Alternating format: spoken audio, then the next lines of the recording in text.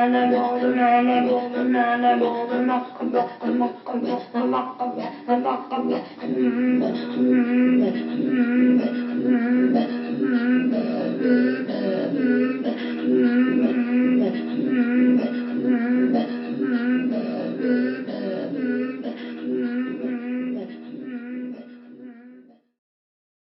parlé jusqu'à maintenant de l'ethnomusicologue avec deux chapeaux, celui du chercheur et celui aussi du pédagogue, celui qui enseigne.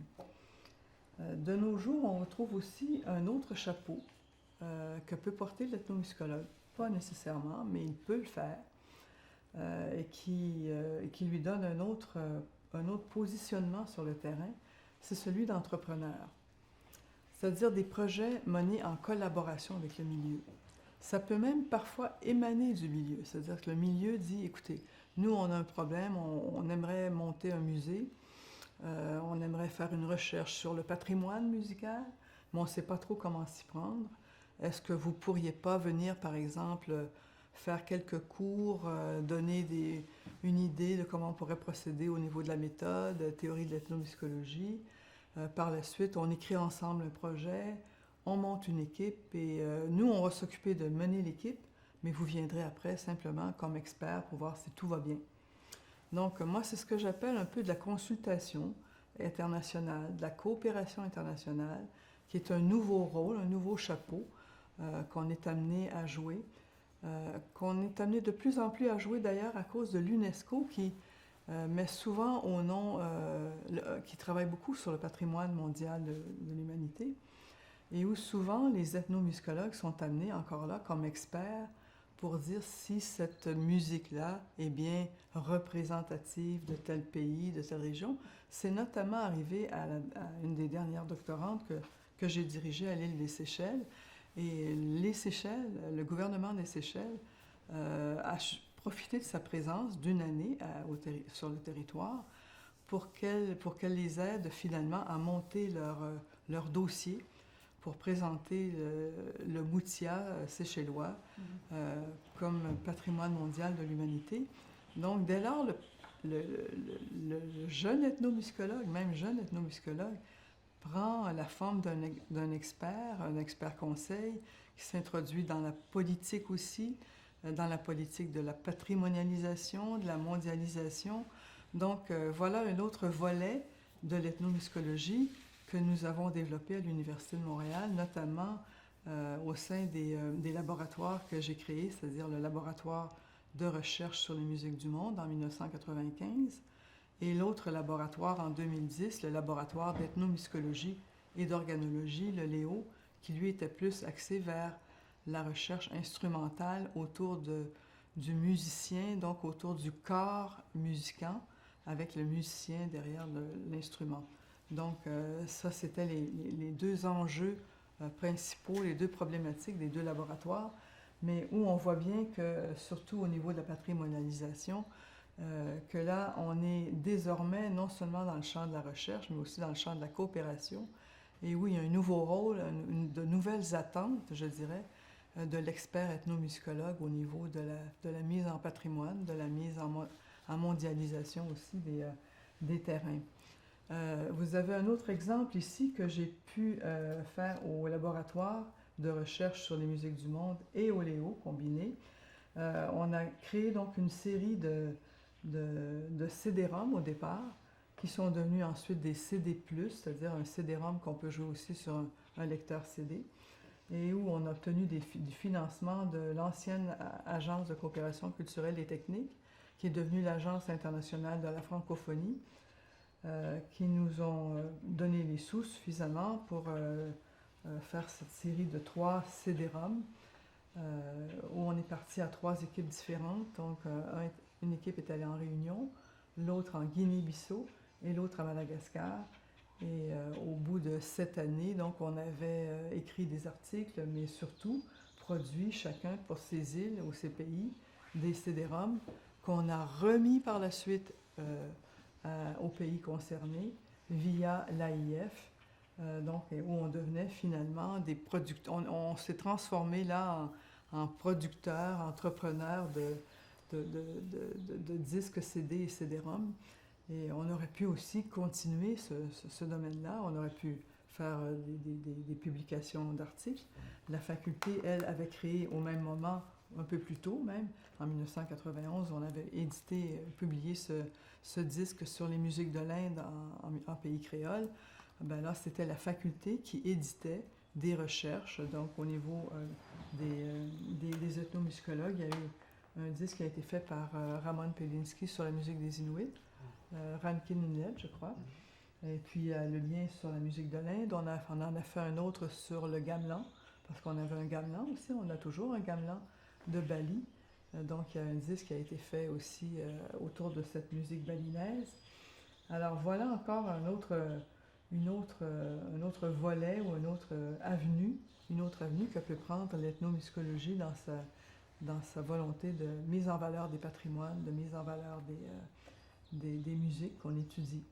Donc, on n'a pas seulement le volet recherche qui mène à des thèses et des livres, mais on a aussi un volet de rayonnement, je dirais, et de mise en valeur des musiques qu'on retrouve et qu'on recherche, qu'on enregistre sur disque dans les pays où on fait notre mission, quoi.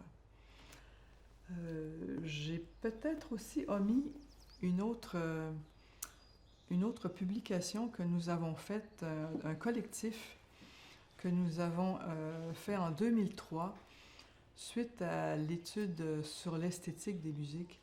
Ce volume, finalement, a rassemblé une quinzaine de chercheurs, donné lieu auparavant à un colloque qu'on a fait sur le savoir musical et qui s'est intitulé « Construire le savoir musical, enjeux épistémologiques, esthétiques et sociaux », qui a été publié à l'Harmattan en 2003. Et une année après, on a édité une autre recherche, celle-ci menée par Jean Benoît, anthropologue, par moi-même, Géry Létang, un autre anthropologue spécialiste du milieu indien, et Francis Ponaman de la Guadeloupe, un autre Indien, Taboul, sur l'Inde dans les arts de la Guadeloupe et de la Martinique. Alors, on avait beaucoup travaillé jusqu'alors sur l'Inde rituelle, sur les cultes, mais on n'avait pas travaillé sur l'Inde profane, sur la musique profane.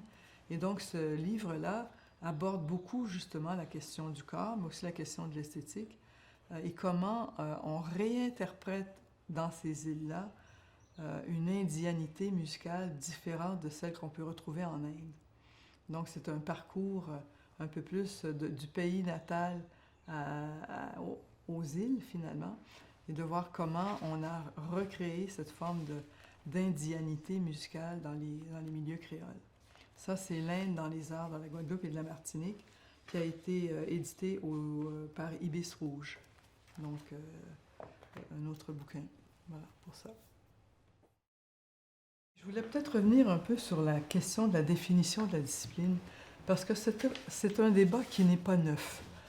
Je me souviens que mes premières années de post-doctorat, même au doctorat, j'ai fait quelques années au doctorat en Angleterre, en 81, j'étais là-bas, et j'avais assisté à des séminaires au SOAS, et où il y avait des questions posées par les tenants, ceux qui organisaient les séminaires, et je me souviens qu'il y en avait un qui tournait autour de la notion ou de la question suivante, ethnomusicology, field or discipline.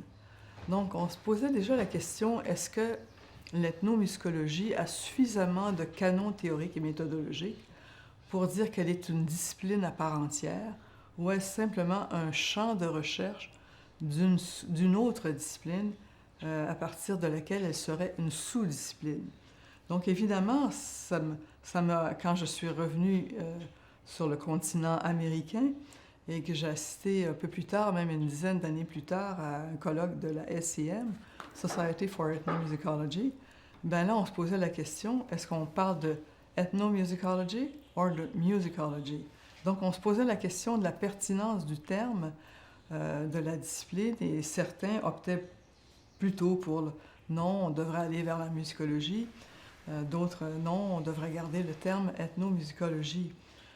Aujourd'hui, comme je vous disais, il y a eu quand même une évolution, tant dans l'objet que dans les théories qu'on utilise, hein, parce que dans l'objet, évidemment, quand on était autour de l'objet musical, on parlait beaucoup d'organologie, évidemment, de l'instrument de musique, Mais après, quand on a abordé la musique comme signe, dans les années 70, ben là, on s'est tourné beaucoup vers la sémiologie pour essayer de comprendre ça. Puis ensuite, on est passé non seulement du comment on fait la musique, mais comment on pense la musique. Notamment, un livre marquant dans ce courant théorique-là, ça a été Sound and Sentiment de Stephen Feld. Donc, on n'était plus dans le comment on fait, mais beaucoup plus dans le comment on pense. Et là, on s'inspirait non pas de la linguistique en structuralisme, mais on allait voir du côté des sciences cognitives. Donc, la psychologie, les sciences cognitives, etc. Donc, ça a été comment on pense. Ensuite, dans les années 90, on a parlé de Jean-Marie Schaeffer, on s'est penché sur les conduites d'écoute, comment on reçoit les musiques. Là, c'est tout l'aspect esthétique. Le paradigme esthétique était mis en valeur. Après, avec la mondialisation, avec les perturbations après les courants postcoloniaux, ça a été les processus de mondialisation. L'UNESCO qui proposait des patrimoines mondiaux. Donc, on voit qu'on s'est ensuite beaucoup allé vers la patrimonialisation, vers des processus de mise en valeur. Donc, on n'est déjà plus dans l'objet, dans comment on fait, comment on pense, comment on reçoit. On est dans comment on opère, comment et qui aussi décide de tout ça. Et donc, je dirais que maintenant, de nos jours, on est resté dans le qui, dans la problématique du qui. Qui collecte, qui écrit, qui décide autour des musiques. Donc, la question du qui devient pour moi un enjeu important. Et ce qui est-il et quel rôle, etc. Donc, on voit vraiment que cette discipline-là, elle est loin d'être statique. Elle est mobile, elle est mouvante, elle est dynamique, elle évolue constamment. Et c'est aux chercheurs de suivre par les écrits, mais aussi par les terrains, comment tout ça évolue. Parce que toutes ces questions-là sont nées du terrain aussi, il ne faut pas oublier. Donc pour moi, l'ethnomusicologie demeure et avant tout une discipline de terrain, mais qui se questionne différemment selon les époques et avec les outils de l'époque, les outils théoriques et méthodologiques qui lui sont disponibles, mais qui fait avancer comme ça la compréhension des faits musicaux de façon contemporaine.